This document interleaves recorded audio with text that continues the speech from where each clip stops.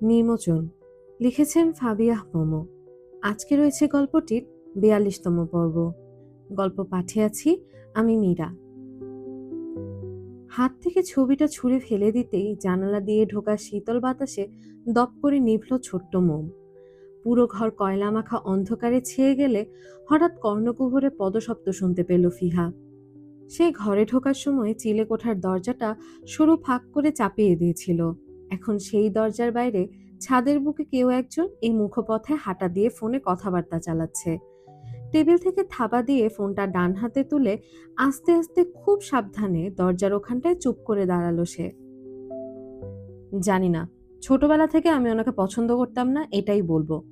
নানা ভাই সবসময় ইনে বিনে বুঝিয়ে দিতেন, বড় হয়ে ওনার ভাতটা আমার কাছে তুলে দেবেন। এটা শুনলেই মেজাজটা খুব খারাপ হয়ে যেত। ঠিক এ কারণেই ৪ বছর আগে নানা ভাইয়ের সঙ্গে কথাবার্তা বন্ধ করে দিয়েছিলাম। আমি ওনার সঙ্গে জিদ করেই অসুস্থতার খবর শুনে দেখতে যাইনি। সবসময় আমার মনে প্রশ্ন ছিল, উনি কেন আমার সঙ্গে বিপরীত চিন্তার একটা মেয়েকে মিলিয়ে দিতে চাইতেন। আমি আত্মীয়তার সঙ্গে আত্মীয়তার সম্পর্ক কখনোই পছন্দ করতাম না। অনেকটা বাধ্য হয়ে বিয়েটা করেছি। বিয়ে করার মতো পরিকল্পনায় কখনোই ছিলাম না। এখনো না।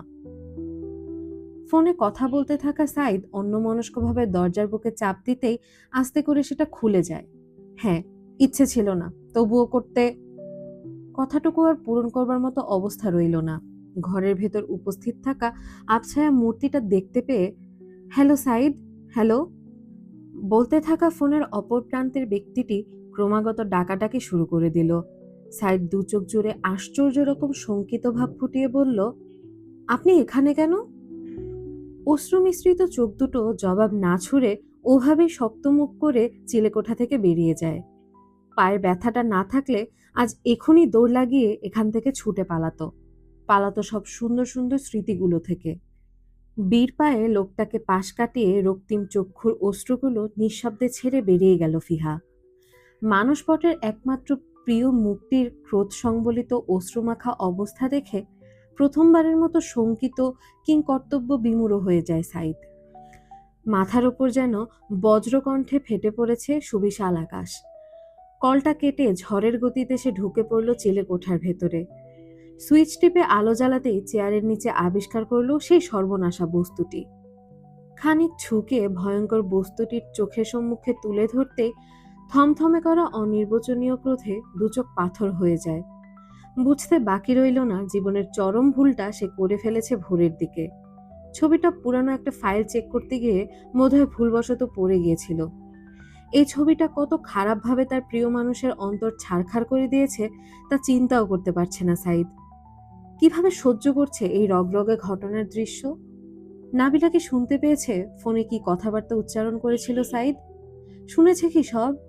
এতটা অন্যমনস্ক হয়ে কাজটা কিভাবে করলো সে? কিভাবে?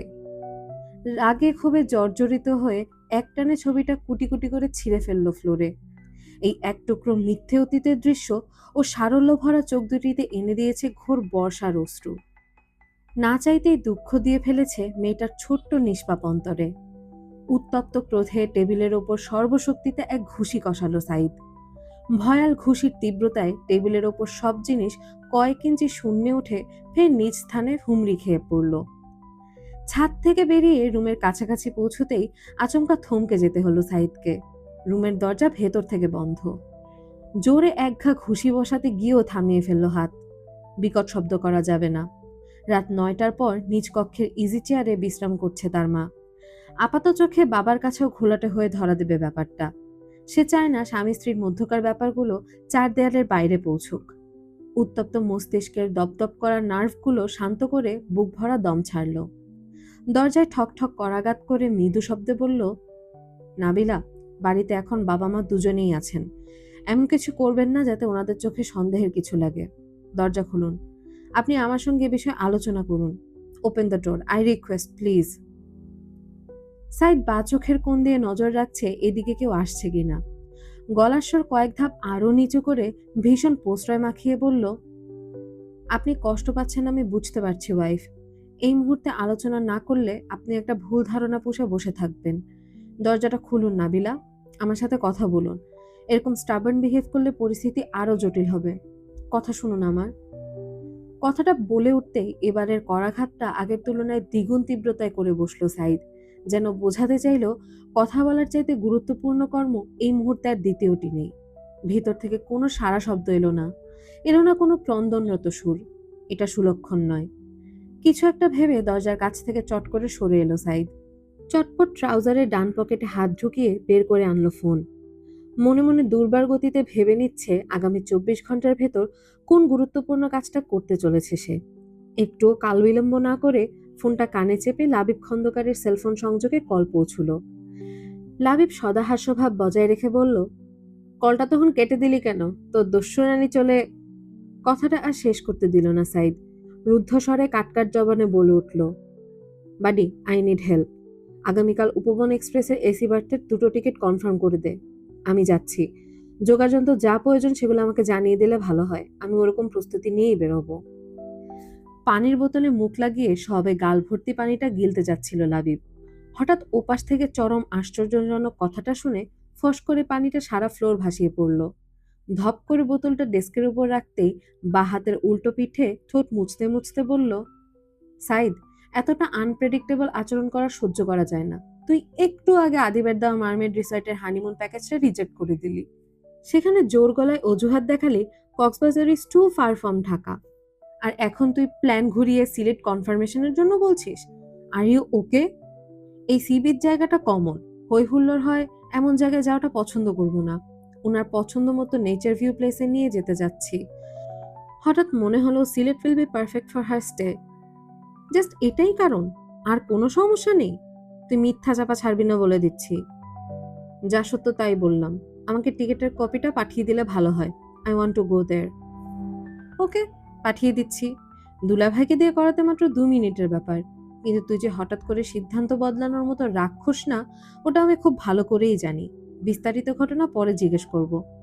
সবকিছু 10 মিনিটের মধ্যে সেন্ড করে দিচ্ছি, তুই চেক কর। লাবিব কলটা রেখে 10 মিনিটের জায়গায় মাত্র 6 মিনিটের ভেতর কাজটা সম্পন্ন করে দিল।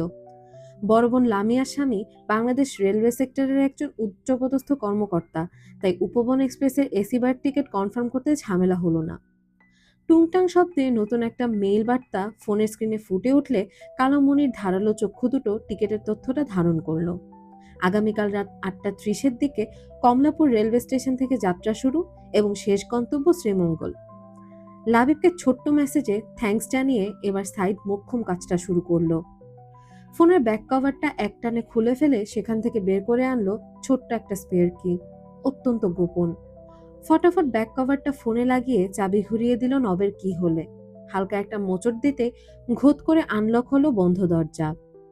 আলতো ধাক্কায় ভেতরে ঢুকে পড়লে চতুর্দিকে আবিষ্কার করলো অন্ধকার। রুমের লাইট বন্ধ, জানালায় ভারী পর্দা টাঙানো। বিছানায় ছোট্ট খোলসের মতো হাত পা গুটিয়ে শুয়ে পড়েছে তার চপল কোমল অভিমানিনী।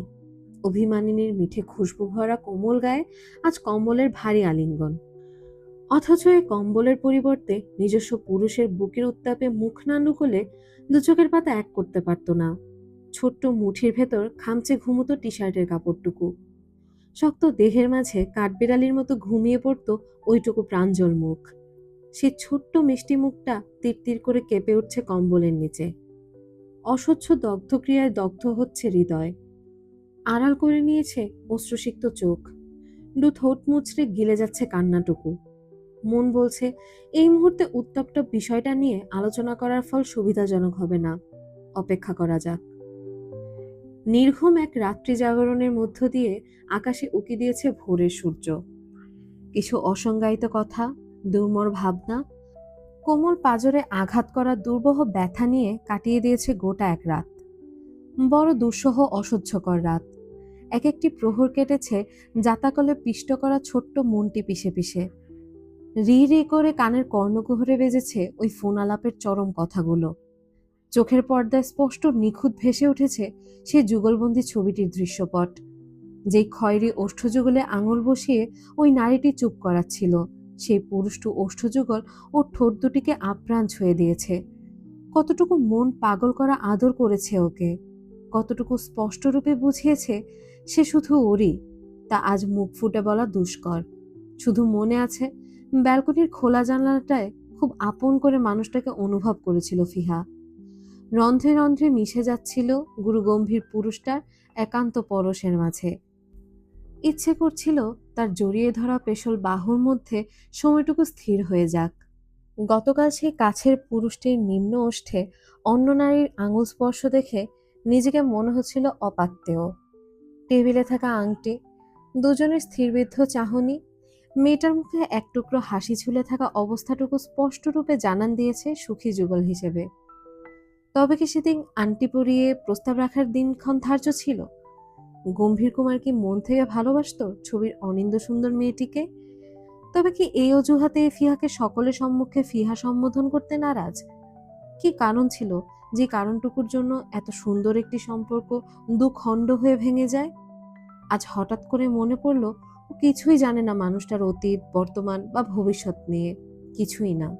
তার পেশা, তার নেশা, তার ইচ্ছে, তার আকাঙ্ক্ষা, তার চলা, তার বলা সবকিছুই এক দুর্ভেদ্য পর্দা ভেদ করে ওর অবধি পৌঁছায়নি। লৌহ কঠোর পাঁচিলে আগাগোড়া সে মুড়ে রেখেছে নিজের স্বতন্ত্র অদ্ভুত ব্যক্তিত্ব। তবে কেন সে বলল বাধ্য হয়ে গ্রহণ করেছে ওকে? এত চটজলদি তো সেই বিয়ে করতে চাইলো।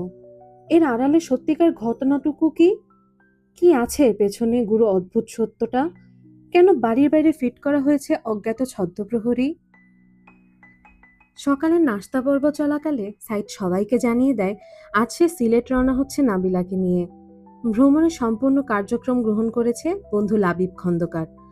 খবরটা শুনে বিদায় নিতে যাওয়া সোয়াদ জাকির ছেলের উদ্যোগে খুশি হলেন।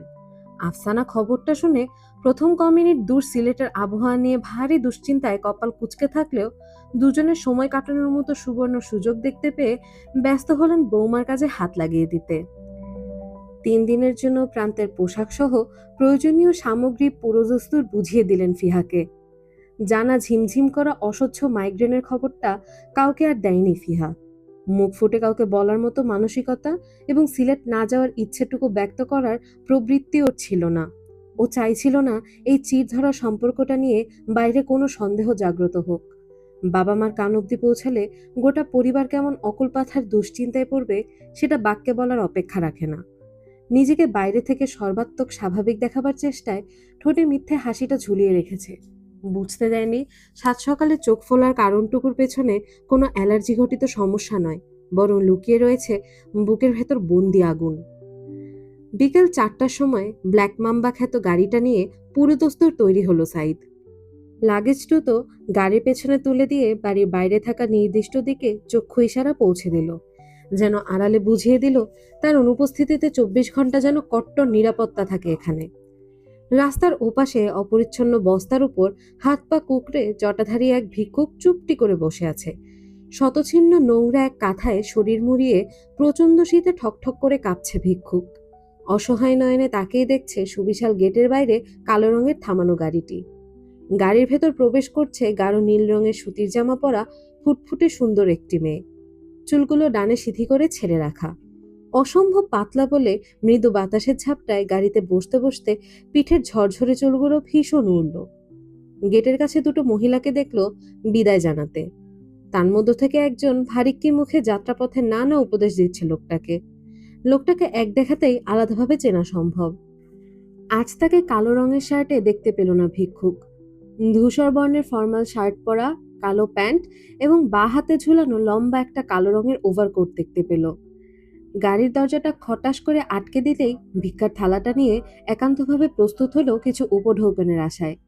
ব্যগ্রভাবে শতছিন্ন ময়লা কাঁথাটা গায়ে মুড়িয়ে কালিঝুলি মাখা মুখ নিয়ে বোবা গলাতে যখন দৃষ্টি আকর্ষণ করলো, তখন একটু একটু করে গতি কমিয়ে আনা গাড়িটা ড্রাইভিং সিটের জানালা খুলে দুটো কচকচে নীল নোট বাড়িয়ে দিল ভিক্ষুককে। কয়লা মাখা কুচকুচে দাঁতগুলো প্রকাশ করে হাসি দিতেই শো করে গাড়িটা বহুদূর ছুটে গেল। ভিক্ষুক খুশিতে ডগমগ করতেই নোট দুটো কাঁথার ভেতর লুকিয়ে কোলের ওপর রাখলো। ধীরে ধীরে মুখ থেকে সব ভিক্ষুক ছাপ উধাও হয়ে কাঠিন্য খোলসের রূঢ় প্রতিমূর্তি ঝকঝক করে উঠেছে। নোটের ওপর ক্ষুদ্র ক্ষুদ্র অক্ষরে একেবারে নিচের দিকে লেখা, এস জোনে যাচ্ছি, সব খেয়াল রেখো। চট করে কোমরে বাঁধা লুঙ্গির খুঁট থেকে একটা বলপেন বের করে দ্রুত লেখাটার উপর অসংখ্য কালির দাগ বসিয়ে দিল সে। সাধারণ মানুষের চোখে পড়লে সমস্যা হতে পারে। শনিবার বলে রাস্তায় কম জ্যাম। রিল্যাক্সে ড্রাইভ করে মিরপুর রোড ধরে এগোচ্ছে সাইদ। বিকেলে সূর্যটা 5:30টার দিকেই অন্তগামী হবার জোর প্রস্তুতি সেরে ফেলেছে। ট্রেন রাত 8:30টায় ছাড়লেও সাইদ ভেবে রেখেছে ট্রেনের কুপেতে নিরিবিলি কিছুক্ষণ আলাপ আলোচনা করার জন্য আগেভাগে পৌঁছানো দরকার। পেছনের সিটে মুখ গোমরা করে বসতে চাইছিল ফিহা, কিন্তু সাইদের এক ধমকে ভুলেও পেছনে বসার দুঃসাহসও দেখায়নি।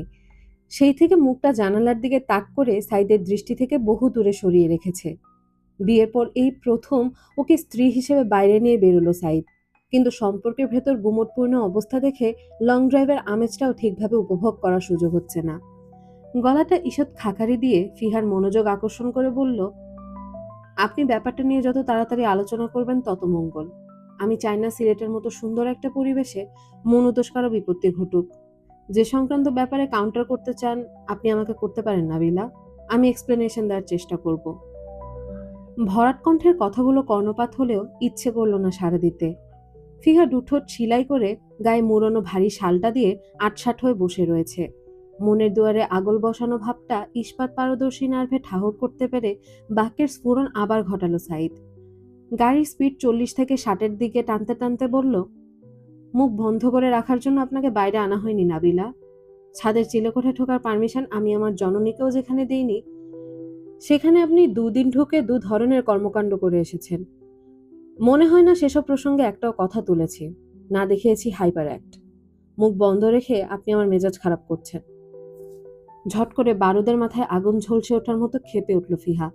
জানালা থেকে তড়িৎ গতিতে মুখ ঘুরিয়ে ডানে চাইলে দাড়িবিহীন টান টান চোয়ালটা নজরে পড়ে। মনের ভেতর জ্বলে ওঠা দাও দাও অনলে অগ্নিকণ্ঠা ঝরে বলল, কি বলবেন আপনি আমাকে? কি বলতে চান? আপনার সঙ্গে কি বিষয়ে কথা বলবো? আপনি কিছু জানিয়েছেন আমাকে?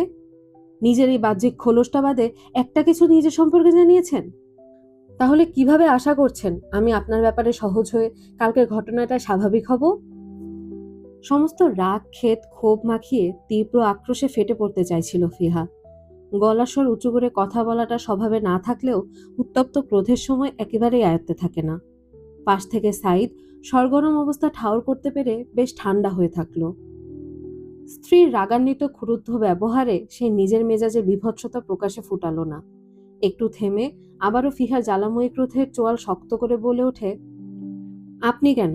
বাইরের কোনো অচেনা পুরুষ এতদিন নিজের ঘটনা গোপন করে থাকতো না। আমি তো আপনার বউ, কেন আমার কাছে সবকিছু গোপন করা লাগবে? আমি কি আপনার অতীত শুনে ছেড়ে চলে যাব? মানুষের জীবনে কি অতীত থাকে না? কেন সেসব নিয়ে আমি বর্তমান দিনগুলো নষ্ট করব? আপনি চাইলেই কি পারতেন না এতগুলো দিনের ভেতর আপনার মনের ব্যাপারগুলো আলোচনা করে নিতে? আপনি কি আমাকে আপনার সমপর্যায়ের কেউ ভেবেছেন? কেন আশা করছেন তবে আমিও আপনার মতো একদম কিছুই হয়নি ভাবটা নিয়ে চলবো? আমার কি খারাপ লাগবে না? আমি কি মানুষ না? আপনার নজরে কি আমাকে অমানুষ বলে মনে হয়? এই দফাতেও নীরব ভূমিকা পালন করলো জুনাইদ সাইদ। একটাও কথা উচ্চারণ করলো না। স্পিডের কাটা 54-55 আপ ডাউন করছে। গুরুত্বপূর্ণ সময়ে সাইদকে চুপ ভঙ্গিতে থাকতে দেখে আরো ব্যাপক ক্রোধে চিরবিরিয়ে উঠল ফিহা। ছোট ছোট মুঠি দুটো শক্তভাবে মুষ্টিবদ্ধ করে চোখ ছলছল অশ্রু নিয়ে বলে উঠল, আপনি আমার কথা শুনে জবাব দিচ্ছেন না কেন? আমি কি তবে ধরে নেব আপনার সঙ্গে সেই মেয়েটির আংটি বদলের দিন ঘন্টায় সেদিন ঠিক ছিল? আপনি বোধহয় মনের কথাই তাকে বলতে যাচ্ছিলেন। দুম করে গাড়িটা থামাতে গিয়েও রাস্তা থেকে কিছুটা সাইডে চেপে থামালো সাইদ। মুখে বিস্ময় মিশ্রিত হতবাক ফুটিয়ে কিয়ৎক্ষণ তাকিয়ে রইল ফিহার অশ্রুটৈটুম্ব লাল মুখে। কথাটা যে কতখানি মিথ্যা এবং ভুল সেটাই মনের মধ্যে ঘূর্ণি তুলে যাচ্ছে। অস্বাভাবিক বিস্ময়াকুলে কৃষ্ণাব মনি দুটো স্থির হয়ে এলে সাইদ অশান্ত ভাব আড়াল করে বলল, এমন বাজে কথা এখানে উঠছে কেন? ছবিতে আংটি পরানো হচ্ছিল? ফিহা দ্বিধাজড়িত কণ্ঠে বলল, না। তাহলে? টেবিলে আংটি ছিল। আংটি কে এনেছিল? আপনি। তাহলে আপনিই বলে দিন সেদিন কি করেছি। এত তথ্য আপনার কাছে জানা আছে, আপনিই বলুন নেক্সট স্টেপ কি। Give me a full explanation to this right now. ফিহা অস্বস্তি ভরা ঢোক গিলে অতল চিন্তার জায়গা থেকে হাতড়ে হাতড়ে উত্তর খুঁজে আনছিল। মনে করতে পারছিল না ছবিটার ভেতর আদৌ আংটি পরানোর কোনো লক্ষণ ছিল কিনা। আংটির বক্সটিও ছিল মাঝামাঝি এবং লোকটার হাত আংটির সংলগ্নেও ছিল না। টুপ করে আরেকটা ঢোক গিলতেই চোখে জমে থাকা অশ্রুটা অবাধ্য হয়ে ঝরতে লাগলো। নিচু স্বরে বলল, টেবিলে আংটি ছিল। আংটিটা আপনি এনেছেন নিশ্চয়ই। সাইদ নিষ্পলক চোখে দৃষ্টি তাক করে ওর দিকে ডান হাতটা বাড়িয়ে দিল। গা থেকে ওর সিট বেল্টটা খুলে নিতেই গভীর দম ছেড়ে বলল, আংটি আমি আনিনি, ওইটা আমাদের টেবিলও ছিল না। কাপল রিজার্ভেশন টেবিলে আমি আর শেখ 10 মিনিটের জন্য শর্ট কনভারসেশনের সেই টেবিলটাতে বসেছিলাম। বুঝতে পারছেন কথা? টেবিল ওটা আরেক কাপলের জন্য বুক ছিল। 2 ঘন্টার ভেতরে তারা পৌঁছবে। ওই আংটি ছিল হোটেল ম্যানেজমেন্ট সিস্টেম থেকে নকল শো রিং। ম্যানেজমেন্ট সিস্টেম ওরকম ফ্যাসিলিটিস কেন দিয়েছে সেটা তারা জানে। পুরো কথা না শুনে মরিচের মতো আচরণ করাটা খুবই খারাপ। শেষ কথার পুরো অর্থ বুঝতে পেরে নিজের ভেতরে হিংসুটে মানসিকতার জন্য জবুতবু হয় ফিহা। অর্ধকাহিনী জানার পেছনে মূল ঘটনা জানার প্রচেষ্টায় চোখ শক্ত করে বলল, আর আপনার ঠোঁটে আঙুল রাখার ঘটনা, ওভাবে কেন টাচ করতে গিয়েছিলেন? সাইড মুক্ত ফিহার কোল থেকে নরম ডান হাতটা তুলে নিয়ে নিজের মুঠোয় খাবলে বলল, যেমনটা ভাবছেন ওরকম কিছু ছিল না। Physical attachment was not for me in that moment. She wanted some commitment and I was busy in my own world. আপনি বুঝতে পারবেন নিশ্চয়ই, আমি আমার জায়গা থেকে ভীষণ ব্যস্ত একটা মানুষ। সে কি আপনাকে পছন্দ করতো বলেই সম্পর্কের কমিটমেন্ট চাইছিল? না। তাহলে? কিছু জিনিসের প্রতি দুর্বল হয়ে সম্পর্ক বাড়াতে চাইছিল। আমি এই মুহূর্তে সেটা নিয়ে আলাপ করব না। যেতে যেতে ট্রেনে বা সিলেট পৌঁছে বলবো। ফিহা তবুও থামল না। উদ্গ্রীব সুরে বলল, আপনি আমাকে বাধ্য হয়ে বিয়ে করেছেন? সাইদেরও সহজ স্বীকারোক্তি। আপনি আমাকে লাগাম ছাড়া বাধ্য করেছেন বলেই করেছি। ধাওয়া পাল্টা ধাওয়াতে বাক্য তোরে আবার বলল ফিহা, আমার দোষ কিভাবে? জি, আপনারই দোষ। দীপের বিয়েতে কিছু। মুখের কথা শেষ করার আর সুযোগ পেল না সাইদ। হঠাৎ ভয়ঙ্কর একটা বীভৎস ধাক্কায় দুম করে মাথাটা বাড়ি খেল সামনে। চোখের সামনে প্রচন্ড অন্ধকার, মস্তিষ্কের ভেতর ঝিঝি করা জোনাক পোকা বাজছে। কতক্ষণ মাথা ধরে চোখ বন্ধ করেছিল জানা নেই। চোখের সামনে থেকে আধার ঘনানো পর্দা সরে যেতেই আবিষ্কার করল রুহ কাঁপানো এক ভয়ঙ্কর দৃশ্য। মাথাটা সামনে ঝুঁকিয়ে সেইভাবেই স্থির হয়ে পড়ে আছে ফিহা। নড়চড় করার লক্ষণ নেই। দ্রুত ওর দিকে হাত বাড়াতেই পেছন থেকে গুম গুম গর্জনে কি যেন হুঙ্কার দিয়ে উঠল। সাইদ এক পলকের জন্য পিছু ফিরে তাকালে গাড়ির পেছনে আবিষ্কার করল প্রকাণ্ড এক মাইক্রোবাস। মাইক্রোবাসটা আবারও পেছন থেকে ধাক্কা দেবার উদ্দেশ্যে ধীরে ধীরে পিছিয়ে যাচ্ছে। উদ্দেশ্য অনুমান করতে পেরে দ্রুত বেগে হাত পা সচল করল সাইদ। বা হাত দিয়ে সিটবেল্ট খোলা ফিহার দেহ সিটের সাথে চেপে ধরে ডান হাতে স্টার্ট করলো গাড়িটা। দুম করে রাস্তার পাশ থেকে সাই সাই গতিতে 40, 50, 70 কিলোমিটারের কাছাকাছি স্পিড তুলে ফাঁকা জ্যামহীন রাস্তায় ছোটালো সে। মিরারে দৃষ্টি ফেলে দেখলো মাইক্রোবাসটা ত্রিসীমানা থেকে ধীরে ধীরে সরে এসেছে। সামনে থাকা সব ট্রাক, বাস এবং সিএনজির উপস্থিতি ওভারটেক করে তুলনামূলক নিরাপদ স্থানে গাড়িটা আবারও থামালো সে। চারধার চতুর্চোখে পর্যবেক্ষণ ছেড়ে হুসিন ফিহার দিকে নিজের সিট বেল্টটা খুলে ছুটল। মাথার বাঁ পাশটা গাড়ির ড্যাশবোর্ডের সজোরে ধাক্কা লেগে রক্ত ঝরছে। পেছন থেকে ধাওয়া করা মাইক্রোবাসটা নিশ্চয়ই তাকে অনুসরণ করে যাচ্ছিল। সে ব্যক্তিগত পর্যায়ে এতটা অমনোযোগী ছিল যে খেয়ালই করেনি পেছন থেকে সন্দেহজনক গাড়িটার অবস্থা। তার মাথার ডান পাশটা প্রচন্ড ব্যথা করলেও এই মুহূর্তে সেটা পাত্তা না দিয়ে পানির বোতল থেকে এক মুঠো পানি নিয়ে ডাকতে লাগলো ফিহাকে। নাবিলা, কথা শুনতে পাচ্ছেন? আমরা নিরাপদে আছি, আপনি চোখ খুলুন।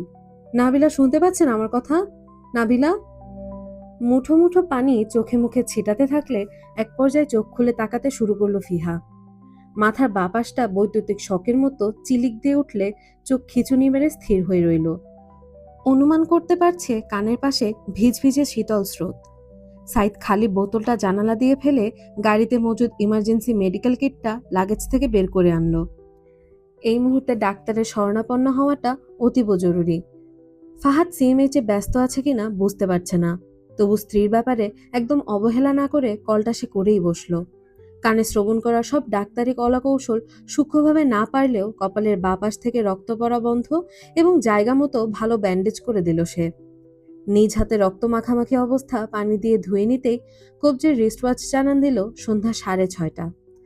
সিটের হেডরেস্টে মাথা হেলিয়ে ফিহা অনেকক্ষণ চুপ থাকার পর দুর্বল স্বরে বলে উঠল, গাড়ি কি রাস্তার ওপর পার্ক করা ছিল? বোতলের ক্যাপ বন্ধ করতে করতে সাইদ গম্ভীর স্বরে বলল, না। ভুলবশত ধাক্কা? না। জানতেন এমন কিছু হবে? এ দফায়ও সত্যটা বলল সাইদ, না। ফিহা আর কোনো প্রশ্ন ছুড়ল না। চোখ বন্ধ করে মাথার যন্ত্রণাটা চুপচাপ সহ্য করে রইল। মাগরিবের আজানে চারপাশটা মুখর হয়ে গেলে গাড়িতে উঠে বসল সাইদ। অদ্ভুত এক নীরবতা সব গাড়িতে ছেয়ে রয়েছে। ফিহাদ ছোট্ট মস্তিষ্ক ধরতে পেরেছে বাড়ির বাইরে থাকা প্রহরীর সঙ্গে এটাও বোধহয় কোনো না কোনো সূত্রে সম্পৃক্ত। এই পাশে বসা লোকটাকে প্রশ্ন করলেও মিলবে না সদুত্তর। টনটন করে মাথা ব্যথাটা জানান দিয়ে উঠলেও আজও নিশ্চিত গোলকধাঁধার ভয়ঙ্কর এক গহ্বরে জড়িয়ে আছে। খুবই ভয়ঙ্কর। জড়তা ছাড়া গাড়িটা পুনরায় স্টার্ট দিয়ে স্টিয়ারিং ঘোরাতে লাগলো সাইদ। গাড়ির পেছন দিকটা ক্ষতিগ্রস্ত হলেও ভয়াবহ দুর্ঘটনার হাত থেকে আল্লাহ অশেষ রহমতে বাঁচিয়ে দিয়েছেন। তার দোষে যে ফিহা কিছুক্ষণ আগে মাথার বাঁদিকে চোটটা পেয়েছে এটা বুঝতে পেরেই নিজেকে হাজারটা গালমন্দ করলো। সে যদি সিটবেল্টটা খুলে না দিত তাহলে আজ এরকম পরিস্থিতির মুখোমুখিতে পড়তে হতো না। কুয়াশা মোড়ানো ঝুপসি অন্ধকার। চরম সতর্কতা অবলম্বন করে কমলাপুর রেলওয়ে স্টেশনে পৌঁছয় সাইদ। যাত্রীদের মাঝে ট্রেনে ওঠার ব্যস্ত তৎপরতা, হকারদের গলা ফাটানো চিৎকার, ট্রেনের সময়সূচি নিয়ে যান্ত্রিক স্বরে বলে চলা একটা নারী কণ্ঠের গমগম কোলাহলে শব্দমুখর প্ল্যাটফর্ম। ফর্সা বাতিতে ঝকঝক করছে সব জায়গা। এরই মধ্যে প্ল্যাটফর্মে থেমেছিল উপবন এক্সপ্রেস। ঘড়িতে বাজছে 7:50। দুহাতে দুটি লাগেজ টেনে সাইদ কাঙ্ক্ষিত কেবিনের দরজা খুলে চক্ষু ইশারায় ফিহাকে আগে ঢুকতে বলল। দুঠোঁট সেলাই করা ফিহা বিশেষ পাত্তা না দিয়ে চুপচাপ কেবিনে ঢুকতেই নির্বাক চোখ দুটি নিয়ে দাঁড়িয়ে যায়। বিশ্বাস করা যাচ্ছে না এটা বাংলাদেশ আন্তনগর ট্রেনের একটি কামরা। প্রশস্ত সুন্দর একটা কেবিন, যেন ছোট্ট একটা ঘর। কেবিনের ডান ও বাঁ দিকে শোবার জন্য দুটো শক্তপোক্ত বিছানা, এসি সংবলিত পর্দা ঘেরা জানালা, জ্বলজ্বল করে ফর্সা বাল্বের আলো চোখ ধাঁধিয়ে দিচ্ছে।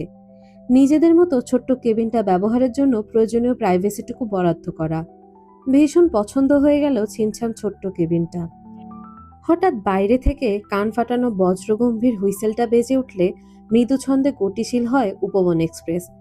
পেছন থেকে খটাস করে কেবিনের দরজাটা লক করে দেয় সাইদ। তাকায় সে ফিহার দিকে। এই ছিল আজকের পর্ব। কেমন লাগলো তা অবশ্যই কমেন্ট করে জানাবেন। দেখা হবে আগামী পর্বে। ততদিন পর্যন্ত সবাই ভালো থাকবেন, সুস্থ থাকবেন। আজকের মতো আমি মীরা এখানেই বিদায় নিচ্ছি। আল্লাহ হাফেজ।